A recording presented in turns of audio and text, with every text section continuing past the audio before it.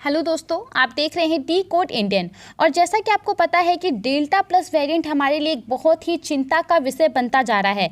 इन सब के बीच में महाराष्ट्र से पहली बार इस वेरिएंट के कारण एक मौत को दर्ज किया गया है। ये पहली बार है पूरे देश में जब डेल्टा प्लस वेरिएंट से किसी व्यक्ति की मौत हुई है।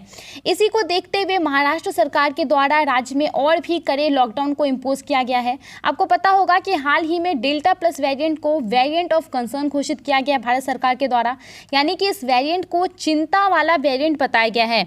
वहीं WHO की अगर हम बात करें तो WHO के द्वारा भी इस वेरिएंट को डील किया जा रहा है as a variant of concern. As of now Bharat में इसके टोटल 48 केस हैं, जिसमें अगर हम महाराष्ट्र की बात करें तो महाराष्ट्र में सबसे ज़्यादा डेल्टा प्लस वेरिएंट के केस हैं फिलहाल। तो आखिर ये वेरिएंट इसके इतने कम केस हैं, लेकिन उसके बावजूद भी इतनी ज़्यादा चिंता का विषय क्यों बन रहा है? आखिर है क्या ये वेरिएंट, क्यों इतना खतरनाक है? इसके बारे में आज के इस वीडियो में बात करेंगे। सबसे पहले बात करते हैं कि डेल्टा प्लस वेरिएंट है क्या। देखिए, जैसा कि आप लोग सबको पता है कि कोरोना वायरस के सेकेंड वेव से हम ऑलमोस्ट उभर रहे हैं अब, और थर्ड वेव को लेकर के लोगों के मन में डर है। तो सेकेंड वेव में जिस वायरस ने सबसे ज़्यादा लोगों की जान ली थी, वायरस का जो प्रकार था वो डेल्टा वेरिएंट था। और अभी जो ये डेल्टा प्लस वेरिएंट है वो डेल्टा वेरिएंट का ही एक बदला हुआ रूप है।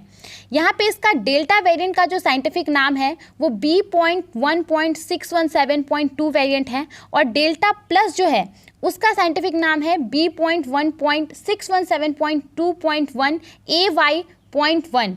अब यहाँ पे देखिए कहा जा रहा है कि ये जो बदला हुआ रूप है, ये जो म्यूटेशन है डेल्टा वेरिएंट में, ये इसके स्पाइक प्रोटीन में म्यूटेशन मिला है। स्पाइक प्रोटीन जो है वो वायरस का एक ऐसा पार्ट होता है जिसके थ्रू वो व्यक्ति के शरीर में घुसता है और उसी के थ्रू जो है वो पूरे शरीर में संक्रमण फैलाता है।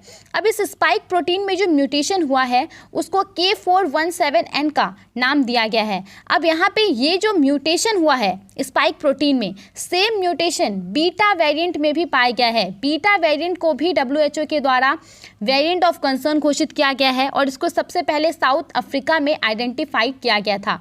अभी देखिए फिलहाल तो इसको लेकर के कोई भी डेटा नहीं है कि कितना ज़्यादा रोग प्रतिरोधक क्षमता पे प्रभाव डालता है, कितना ये सिवियर हो सकता है। लेकिन यहाँ पे रिपोर्ट जो सामने आ रही है उसके अकॉर्डिंग जो मोनोक्लोनल एंटीबॉडीज कॉकटेल है उसको भी ये निष्प्रभावी बना सकता है। यहाँ पे मोनोक्लोनल एंटीबॉडीज कॉकटेल जो है एक बेसिकली क्या है, कोरोना वायरस को ठीक करने के लिए एक दवाई है जो व्यक्ति को दी जाती है अगर वो मोल्ड उसको इन्फेक्शन रहता है। जैसे कि अगर आपको इन्फेक्शन हुआ तो 3 से 10 दिन के बीच में जो है अगर आप इस एंटीबॉडी का इस्तेमाल करेंगे तो आप ठीक हो जाएंगे।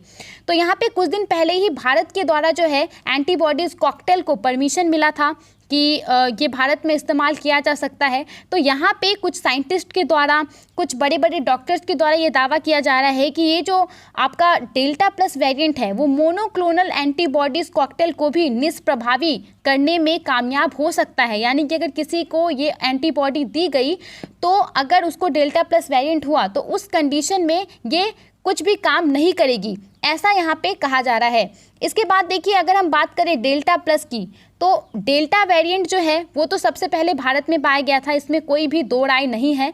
लेकिन जो डेल्टा प्लस वेरिएंट है उसको यहाँ पे सबसे पहले UK में पाया गया था। 11 जून को पब्लिक हेल्थ इंग्लैंड बुलेटिन के द्वारा जो है पहले केस को रिपोर्ट किया गया था, और एज ऑफ 16 जून 197 केसेस को पूरे दुनिया भर में रिकॉर्ड किया गया है 11 देश से, जिसमें कि ब्रिटेन है जहां पे 36 केस है, कनाडा में 1 केस है, इंडिया में उस समय में 8 केस था। तो आप समझ लीजिए कि अभी 48 है। तो बाकी देश में भी जो केस की संख्या है वो बढ़ गई होगी। जापान में 15 था उस समय में, नेपाल, पोलैंड, पोर्टुगाल, रसिया, स्विट्जरलैंड, टर्की और यूनाइटेड स्टेट, ये यहाँ पे 11 ऐसे देश थे जहाँ पे इस वेरिएंट के केसेस को दर्ज किया गया था। अब देखिए फिलहाल अभी यहाँ पे कहा जा रहा है कि ये जो वेरिएंट है वो सेकेंड वेव में जिस वेरिएंट को हम झेल रहे थे डेल्टा वेरिएंट को, उससे भी ज़्यादा ये संक्रामक होगा, उससे भी ज़्यादा लोगों को तेज़ी से ये संक्रमित करेगा, और इसीलिए खतरा का विषय, ये चिंता का विषय जो है लोगों के लिए